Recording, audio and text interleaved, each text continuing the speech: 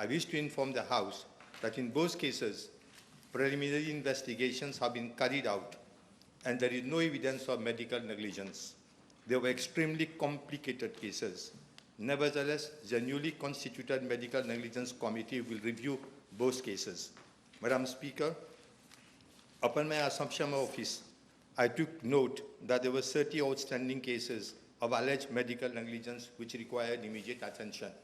My ministry is currently carrying out an audit of these cases, and to date 15 cases have already been audited.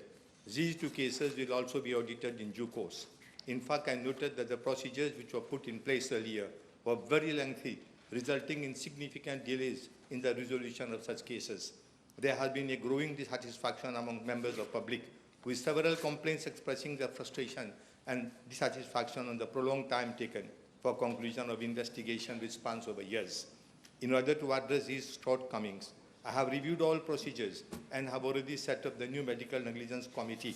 The Medical Negligence Committee will be chaired by Mrs. Veerapan, Senior Advisor at my ministry, and will comprise the following members: Dr. Babade, Senior Advisor; Dr. Gejadar, Senior Advisor; a representative of Attorney General's Office; a Manager, Human Resources Hospital Services, and consultant specialists in relevant field will be co-opted as and when required. The following measures are being introduced to improve the patient safety in our healthcare system.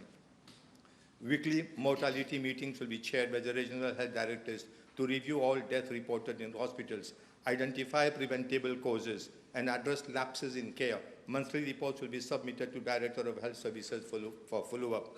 And clinical auditing will be introduced across all health regions to identify errors with a view to reducing medical negligence. In the same line, healthcare providers will be trained in auditing, and findings will be incorporated into the continuing professional development program. Monthly audit reports will be submitted to regional health directors to track progress and ensure continuous improvement in care.